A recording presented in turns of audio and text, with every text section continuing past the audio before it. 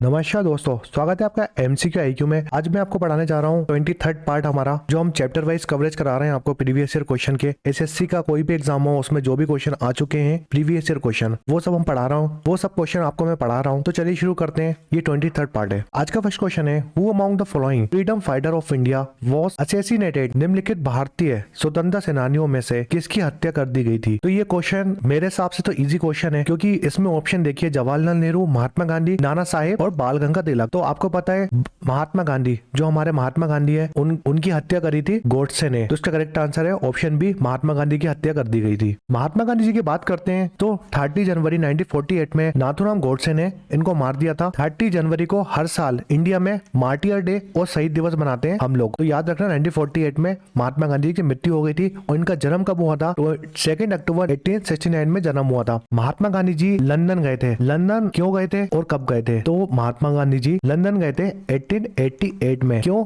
क्योंकि लॉ की पढ़ाई करना था उनको। उन्होंने लॉ करा था महात्मा गांधी जी ने। इस लॉ की पढ़ाई करने के लिए महात्मा गांधी जी लंदन गए थे। मगर पॉलिटिकल करियर की बात करूंगा तो महात्मा गांधी जी ने अपना पॉलिटिकल करियर साउथ अफ्रीका में स्टार्ट करा था। साउथ अफ्रीका महात्मा गांधी जी गए थे 1893 में। तो देखिए 2 क्वेश्चन आते हैं, बल्कि 3 क्वेश्चन आते हैं। एक, महात्मा गांधी जी लंदन कब गए थे लॉ की पढ़ाई करने? 1888 में गए थे। महात्मा गांधी जी ने अपना political career south Africa start करा था 1893 में। महात्मा गांधी जी को बुलाया किसने था साउथ अफ्रीका उनका केस लड़ने के लिए? दादा अब्दुल्ला जहावीरी, इन्होंने बुलाया था महात्मा गांधी जी को अपना केस लड़ने के लिए। क्योंकि महात्मा गांधी जी लंदन गए थे तो इंग्लिश भी आती थी उनको, और वो गुजराती पर्सन थे महात्मा गांधी जी, तो वो गुजराती भी बोल सकते थे, इसलिए उन्होंने बुलाया था इनको, महात्मा गांधी जी को। फिर 1915 की बात करते हैं, महात्मा गांधी जी इंडिया आ गए थे। तो ये 3 क्वेश्चन आते हैं बहुत एग्जाम में। 1888 में लॉ की पढ़ाई करने गए, 93 में साउथ अफ्रीका गए, और 1915 में महात्मा गांधी जी इंडिया आ गए थे। इंडिया आने के बाद महात्मा गांधी जी ने नॉन कॉर्पोरेशन मूवमेंट स्टार्ट करी 1920 में, सिविल डिसओबीडियंस मूवमेंट 1930 में करी थी, और क्विट इंडिया मूवमेंट 1942 में स्टार्ट करी थी। 8 अगस्त 1942 में क्विट इंडिया मूवमेंट स्टार्ट करी थी महात्मा गांधी जी ने। महात्मा गांधी जी ने अपनी ऑटोबायोग्राफी लिखी है जिसका नाम है माय एक्सपेरिमेंट विद ट्रूथ, और महात्मा गांधी जी को हम बोलते हैं फादर ऑफ नेशन। तो जितने भी क्वेश्चन बताएं वो काफी इंपॉर्टेंट क्वेश्चन है। ये क्वेश्चन याद रखिए, कभी कभार एग्जैक्ट डेट पूछ लेता है कि महात्मा गांधी जी साउथ अफ्रीका कब गए थे। नेक्स्ट क्वेश्चन है, Manu writes about a sea which is so salty that is very difficult to drown it, which sea it is. Manu ने एक ऐसा समुद्र के बारे में लिखा जो इतना खरा है कि उसमें डूबना बहुत मुश्किल है। इस समुद्र का नाम बताइए। देखिए कौन से मनु की बात कर रहे हैं? देखिए Manu, the story of Manu के नाम से एक बुक है, आप गूगल में सर्च कर सकते हैं। तो स्टोरी ऑफ मनु ये एंशिएंट बुक है, बहुत पुरानी बुक है। इसमें लिखा है डेड सी के बारे में। तो डेड सी के बारे में, डेड सी में कहा जाता है ये इतना सॉल्टी है कि कोई भी इसमें डूब नहीं सकता। आदमी तैरता हुआ है, बहुत बार आपने वीडियो देखा होगा इंटरनेट में या फोटो देखा होगा कि डेड सी में आदमी तैरता रहता है, इसमें डूबता नहीं है। तो डेड सी के बारे में लिखा था मनु ने। डेड सी कहाँ पड़ता है? देखिए डेड सी, ये डेड सी है जो कि इजराइल से टच होती है इसकी बॉर्डर, और जॉर्डन से। तो क्वेश्चन अगर आता है तो कौन सी 2 कंट्री के बीच में डेड सी है? तो इजराइल और जॉर्डन के बीच में। ये मोस्ट सैलाइन वाटर बॉडी है अर्थ की। इसमें लार्जेस्ट अमाउंट किसका है? सॉल्ट प्रेजेंट है, जिसकी वजह से इसकी डेंसिटी बहुत ज्यादा हाई हो जाती है। डेंसिटी हाई होने के कारण कोई भी ह्यूमन इसमें डूब नहीं सकता, सिर्फ वो फ्लोटिंग कर सकता है, तैर सकता है। उसमें कोई भी ह्यूमन मरेगा नहीं, इसमें सिर्फ वो तैरेगा, क्योंकि सबसे ज्यादा सैलिनिटी है इस वाटर में। नेक्स्ट क्वेश्चन है, Megasthenes was an ambassador who was sent to the court of dash by the ruler. मेगास्थनी एक राजदूत था जिसे देश शासक द्वारा देश के बारे में भेजा गया था। देखिए मेगास्थनीज थे, वो किसकी कोर्ट में आए थे? वो चंद्रगुप्त मौर्य के कोर्ट में आए थे। तो याद रखो मेगास्थनीज एक एम्बेसडर थे जो चंद्रगुप्त मौर्य के कोर्ट में आए थे, और वो ग्रीक के एम्बेसडर थे, ग्रीक डायनेस्टी से बिलोंग करते थे। अगर मैं मेगास्थनीज की बात करता हूँ तो मेगास्थनीज को हम बोलते हैं the father of Indian history. ये हिस्टोरियन थे, डिप्लोमेट थे, और ये एक्सप्लोरर थे। इन्होंने, ये किसकी कोर्ट में आए थे? ये चंद्रगुप्त मौर्य के कोर्ट में आए थे। और इनको भेजा किसने था? इनको भेजा था सेलुकस निकेटर ने। सेलुकस निकेटर ने भेजा था, जो एक ग्रीक के रूलर थे, जो एक ग्रीक थे। इन्होंने भेजा था मेगास्थनीज को चंद्रगुप्त मौर्य की कोर्ट में। और इनने काफी फेमस बुक लिखी है, इंडिका, बहुत इंपॉर्टेंट बुक है, इंडिका लिखी है मेगास्थनीज ने। मेगास्थनीज को हम बोलते हैं father of Indian history. Megasthenes ने दो रिवर को डिस्क्राइब किया है, सिंधु और गंगा। देखिए सिंधु रिवर को हम बोलते हैं इंडस रिवर। तो सिंधु रिवर के बारे में और गंगा रिवर के बारे में किसने डिस्क्राइब किया था? मेगास्थनीज ने। ये क्वेश्चन भी आ जाते हैं। जो मेगास्थनीज थे उन्होंने जो मौर्य डायनेस्टी कैपिटल थी पाटलिपुत्र, उसमें विजिट करा था मेगास्थनीज ने। नेक्स्ट क्वेश्चन है, who among the following was not one of the Akbar Navratna 9 gem. निम्नलिखित में से कौन अकबर के नवरत्न या 9 रत्नों में से एक नहीं था? तो राजा मानसिंह, अब्दुल फजल, राजा तोडरमल, ये तीनों अकबर के 9 रत्न नवरत्न में आते हैं, मगर राणा अमर सिंह अकबर के नवरत्न नहीं थे। तो इसका करेक्ट आंसर क्या है? Option D. देखिए 9 जेम और नवरत्न ऑफ अकबर की कोर्ट में बात करता हूँ तो नवरत्न कौन थे अकबर की कोर्ट में? ये है सम्राट अकबर। तो इनके नवरत्न थे बीरबल, तानसेन, मानसिंह, पेजी, हकीम हुम, मुल्ला दो पियाजा, राजा टोडरमल, अब्दुल रहीम खाना और अब्दुल फजल। ये नवरत्न थे अकबर के। अब्दुल फजल की बात करते हैं, इन्होंने काफी इंपोर्टेंट बुक लिखी है, अकबर की ऑटोबायोग्राफी लिखी है इनने, अकबरनामा। तो अब्दुल फजल ने लिखी है अकबरनामा। फेजी की बात करते हैं, फेजी ने ट्रांसलेट किया था पंचतंत्र को, रामायण को, महाभारत को, इन तीनों बुक को ट्रांसलेट किया था फेजी ने। कौन सी लैंग्वेज में ट्रांसलेट किया था पंचतंत्र, रामायण और महाभारत को फेजी ने? तो पर्शियन में करा था। ये भी इंपोर्टेंट क्वेश्चन है। राजा तोडरमल की बात करते हैं तो ये अकबर की कोर्ट में रेवेन्यू डिपार्टमेंट संभालते थे। अब्दुल रहीम खाना की बात करते हैं, ये बैरम खान जो अकबर के जनरल थे, बैरम खान उनके सन थे अब्दुल रहीम खाना। तानसेन को आप सभी जानते हैं, इनका ओरिजिनल नेम याद रखिए आप। तानसेन का ओरिजिनल नेम है रामतनु पांडे। ये बहुत आता है एग्जाम में। ये म्यूजिशियन थे, इन्होंने बहुत से राग्स लिखे हैं, मियाँ की मल्हार, मियाँ की तोड़ी, ये कुछ राग्स लिखे हैं तानसेन ने। राजा मानसिंह की बात करते हैं, राजा मानसिंह एक लेफ्टिनेंट थे अकबर की कोर्ट में और ये बहुत ट्रस्टेड लेफ्टिनेंट थे अकबर के। इन्होंने बहुत लड़ाई लड़ी है अकबर के साथ। फकीर अजरुद्दीन एक एडवाइजर थे अकबर की कोर्ट में। मुल्ला दो पियाजा ये भी एडवाइजर थे अकबर की कोर्ट में। बीरबल की बात करते हैं, बीरबल का ओरिजिनल नेम याद रखो आप, क्योंकि ये बहुत इंपॉर्टेंट है। महेश दास ओरिजिनल नेम था बीरबल का, और इनको एक नाम से और जानते हैं, कोर्ट जेस्टर के नाम से भी जानते हैं बीरबल को। नेक्स्ट क्वेश्चन है, which Mughal monuments was build by the Mughal empire Aurangzeb in the memory of his wife Dilras Bano Begum? Mughal बादशाह औरंगजेब ने अपनी पत्नी दिलरस बानो बेगम की याद में इस मुगल स्मारक का निर्माण कराया था। तो औरंगजेब की बात करते हैं तो औरंगजेब की वाइफ थी बानो बेगम की याद में बीबी का मकबरा बनवाया था औरंगजेब ने। ताजमहल आगरा में पड़ता है, इसको बनाया था शाहजहां ने। रानी की वाव गुजरात में पड़ता है। बीबी का मकबरा जिसको हम ताज ऑफ डेक्कन के नाम से भी जानते हैं, और ये कहाँ पर पड़ता है? ये औरंगाबाद महाराष्ट्र में पड़ता है। इसको डिजाइन किसने किया था? जो बीबी का मकबरा है, इसको हम एक और नाम से जानते हैं, टॉम ऑफ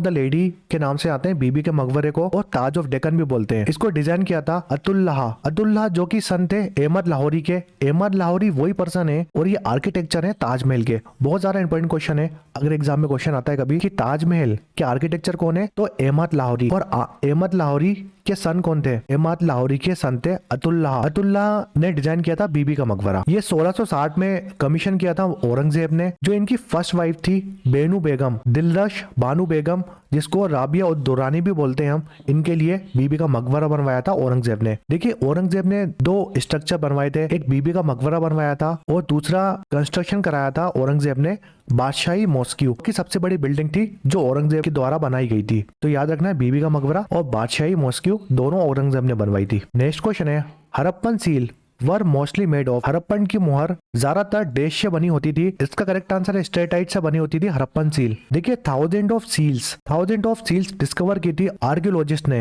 हड़प्पन साइट से। जो जितनी भी सील्स थी ना, उसमें अधिकतर सील स्टेटाइट से बनी होती थी। इनमें से कुछ सील टेराकोटा, गोल्ड, एगेट्स इन सब की भी बनी होती थी, मगर मेनली सील स्टेटाइट से बनी होती थी। जो भी सील्स होती थी उसमें पिक्चर बनी होती एनिमल की, या तो पिक्टोग्राफी स्क्रिप्ट लिखी होती थी। पिक्टोग्राफी स्क्रिप्ट लिखी होती थी जिसमें जो चित्र बने होते हैं ना, उसको बोलते हैं पिक्टोग्राफी स्क्रिप्ट। तो एनिमल कौन कौन से बने मिले हैं अपन को सील्स में? टाइगर, ये क्वेश्चन भी आता है, टाइगर मिला हुआ है, एलिफेंट, बुल, विसान, गोट, और भी एनिमल है, मगर कुछ इंपॉर्टेंट एनिमल जो सील्स में बने हुए थे। देखिए एक क्वेश्चन ही आता है, जो भी हड़प्पन सील्स मिली हैं आर्कियोलॉजिस्ट को, उसमें जो लैंग्वेज लिखी गई होती थी वो कौन सी लैंग्वेज है? तो वो खरोष्टी स्टाइल से और खरोष्टी लैंग्वेज लिखी गई होती थी। एक क्वेश्चन ये भी आता है, जो मोस्ट फेमस सील थी वो किनकी थी? वो थी पशुपतिनाथ की। पशुपति की सील थी जो कि मोहनजोदारो में मिली थी। नेक्स्ट क्वेश्चन है, Kanishka was the king of dash dynasty? Kanishka dash राजवंश के शासक थे, तो कुशन डायनेस्टी के रूलर थे कनिष्क। इसका करेक्ट आंसर है ऑप्शन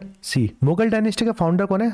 बाबर। मौर्य डायनेस्टी के फाउंडर कौन है? चंद्रगुप्त मौर्य ने मौर्य डायनेस्टी बनाई थी। गुप्ता डायनेस्टी के फाउंडर है श्री गुप्ता। नेक्स्ट क्वेश्चन है, who ruled over Delhi after Razia Sultan? Razia Sultan के बाद दिल्ली पर शासक किसने किया था? तो देखिए रजिया सुल्तान की बात करते हैं, इससे पहले आप ऑप्शन देखिए। पहला ऑप्शन है इल्तुतमिश, दूसरा ऑप्शन है बलबन, तीसरा ऑप्शन है पृथ्वीराज चौहान और चौथा ऑप्शन है मोहम्मदीन ऐबक। देखिए पृथ्वीराज चौहान तो हो नहीं सकते, तो एक ऑप्शन एलिमिनेट हो गया। ऐबक की बात करते हैं, कुतुबुद्दीन ऐबक ये फाउंडर है, तो सबसे पहले तो कुतुबुद्दीन ऐबक आए होंगे, इससे ये ऑप्शन भी एलिमिनेट हो जाता है। अब आपके पास दो ऑप्शन बचे हैं, इल्तुतमिश और बलबन की बात करते हैं। तो कुतुबुद्दीन ऐबक की बात करते हैं, ये फाउंडर थे। इसके बाद आरम शाह आए, फिर इल्तुतमिश आए। देखिए इल्तुतमिश तीसरे ऑप्शन आए, उसके बाद फिरोज आए, उसके बाद आई थी रजिया सुल्तान। रजिया सुल्तान के बाद जो भी आने वाले रूलर थे, बेहरम खान थे, मसूद शाह थे, नसरुद्दीन मोहम्मद थे। इसके बाद आते हैं बलबन। नसरुद्दीन मोहम्मद के बाद आते हैं बलबन। तो आपको क्रोनोलॉजिकल ऑर्डर भी याद होना चाहिए, कभी कभार ऐसे क्वेश्चन भी आ सकते हैं। तो रजिया सुल्तान के बाद कौन आएंगे? ऑप्शन के हिसाब से बलबन आएंगे। तो इसका करेक्ट आंसर हो जाता है गयासुद्दीन बलबन, ऑप्शन बी। देखिए दिल्ली डायनेस्टी में अगर मैं बात करूं, जो दिल्ली सल्तनत थी उसमें कौन कौन सी डायनेस्टी ने रूल करा? सबसे पहले राजपूत डायनेस्टी आई। इसमें राजपूत डायनेस्टी में तोमर आए। तोमर के फाउंडर थे अंगपाल तोमर। फिर तोमर के बाद चौहान डायनेस्टी आई, जिसके फाउंडर थे पृथ्वीराज चौहान। उसके बाद अलिया टर्किश रूलर आए, जिसके फाउंडर थे कुतुबुद्दीन ऐबक। खिलजी आए, जलालुद्दीन खिलजी फाउंडर थे खिलजी डायनेस्टी के। तुगलक डायनेस्टी आई, गयासुद्दीन तुगलक फाउंडर थे। सैयद डायनेस्टी के खीस खान फाउंडर थे। लोधी डायनेस्टी के बेहलोल लोधी फाउंडर थे। नेक्स्ट क्वेश्चन है, which famous Rajput king build the rock cut temple of Kailash at Ellora? किस प्रसिद्ध राजपूत राजा ने एलोरा में चट्टान को काटकर बनाया गया कैलाश मंदिर बनाया था? तो देखिए राजपूत डायनेस्टी ने एक टेम्पल बनाया था कैलाश। कैलाश कहाँ पड़ता है? एलोरा। एलोरा पड़ता है महाराष्ट्र में। तो एलोरा महाराष्ट्र में कैलाश टेम्पल है, वो राजपूत डायनेस्टी ने बनाया था। क्वेश्चन में ये पूछा है कौन से किंग ने बनवाया था? तो कृष्णा फर्स्ट ने बनवाया था। इसका करेक्ट आंसर है राजपूत डायनेस्टी के कृष्णा फर्स्ट जो रूलर थे, उन्होंने एलोरा टेम्पल बनवाया था महाराष्ट्र में। जो हमारा कैलाश टेम्पल है उसको हम कैलाशनाथ टेम्पल भी बोलते हैं, और ये टेम्पल एलोरा महाराष्ट्र में है। ये 8th सेंचुरी में बनवाया था राजपूत डायनेस्टी के किंग कृष्णा फर्स्ट ने। ये एक हिंदू टेम्पल है, द्राविडियन आर्किटेक्चर स्टाइल में बना हुआ है टेम्पल है। देखिए आपको पता है टेम्पल की 3 स्टाइल होती है, तो उसमें द्राविडियन स्टाइल से ये टेम्पल बनाया गया था, और ये लॉर्ड शिव भगवान का टेम्पल है। नेक्स्ट क्वेश्चन है, in which year did the Mughal empire Shah Alam second appoint the East India Company as Diwan of Bengal? Mughal सम्राट शाह आलम द्वितीय ने किस वर्ष ईस्ट इंडिया कंपनी को बंगाल का दीवान नियुक्त किया था? इसका करेक्ट आंसर है 1765। देखिए आपको एक चीज बताता हूँ कि शाह आलम सेकंड थे, उन्होंने दीवानी राइट्स दे दिए थे ईस्ट इंडिया कंपनी को 1765 में। इसके पीछे रीजन क्या था वो रीजन बताता हूँ आपको मैं। 1757 में बैटल ऑफ प्लासी हुई थी, बहुत बार बता चुका हूँ आपको मैं। रॉबर्ट क्लाइव जो कि फर्स्ट गवर्नर थे बंगाल के, ये ब्रिटिश के साइड से लड़े थे बैटल ऑफ प्लासी में। और नवाब थे बंगाल के उस टाइम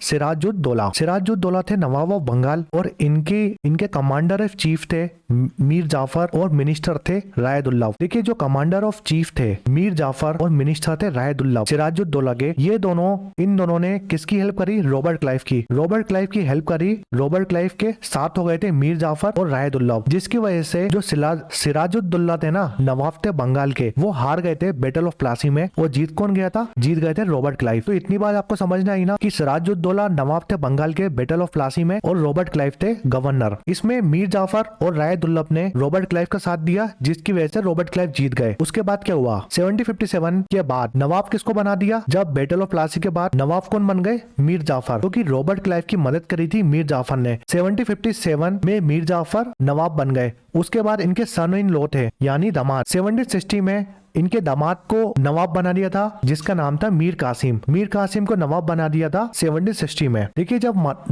मीर कासिम नवाब बने, तो इन्होंने जो ब्रिटिश में ट्रेड लगाते थे ना, एक्साइज ड्यूटी लगती थी, जो टैक्स वगैरह लगता था ब्रिटिश के लिए, तो वो ट्रेड को इक्वल कर दिया। इंडिया वालों के लिए और ब्रिटिश के लिए जो भी इंडियन पर्सन के लिए ट्रेड लगता था वो कम था, और ब्रिटिश पर्सन के लिए जो ट्रेड लगता था वो ज्यादा था। मगर मीर कासिम ने वो ट्रेड को इक्वल कर दिया, इंडियन ट्रेडर और ब्रिटिश ट्रेडर के दोनों के लिए इक्वल कर दिया। देखिए मगर क्या हुआ? 1763 में मीर कासिम और ब्रिटिश के बीच में बहुत कॉम्प्लिकेशन होने लगे, क्योंकि ब्रिटिश गवर्नमेंट बहुत फायदा उठा रही थी मीर कासिम ने जब ट्रेड इक्वल कर दिया था उसका। तो मीर कासिम और ब्रिटिश गवर्नमेंट के बीच में वार स्टार्ट हो गई 1763 में। जिसके बाद जब लड़ाई हुई तो मीर कासिम कहां भाग गए थे? ओध भाग गए थे। फिर जब मीर कासिम ओध भाग गए थे ओध, उसके बाद एक बैटल हुई थी 1764 में, battle of Buxar. Battle of Buxar Hector Munro के बीच में हुई थी, और 3 नवाब लड़े थे साथ में। इनकी अलायंस थी, जिसमें नवाब थे ओध के शुजा-उद-दौला, जिसके पास कासिम गए थे, मीर कासिम गए थे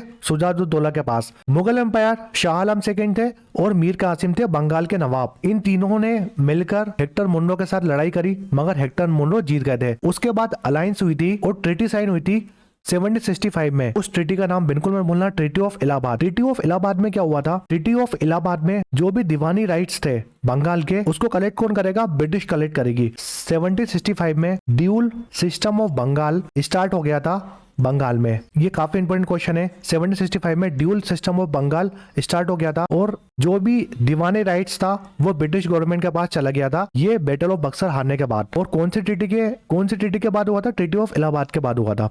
तो ये जितनी भी चीजें मैंने आपको बताई हैं ये इंटरलिंक है एक दूसरे से, इसलिए मैंने आपको सब बता दिया है जिससे आप कंफ्यूज ना हो। तो ये 23rd पार्ट था जो चैप्टर वाइज कवरेज करा रहा हूँ मैं आपको प्रीवियस ईयर क्वेश्चन के। एसएससी का कोई भी एग्जाम हो, ये CGL, CHSL, CPO, MTS, steno, GD, कोई भी एग्जाम दे लीजिए एसएससी का, जो भी प्रीवियस ईयर क्वेश्चन आ चुके हैं वही रिपीट होते हैं और वही क्वेश्चन मैं आपको करा रहा हूँ। वीडियो पसंद है तो लाइक करें, शेयर करें, सब्सक्राइब करें, कमेंट शेयर में कमेंट करके बताएं वीडियो कैसा लगा। Thanks for watching MCQ IQ।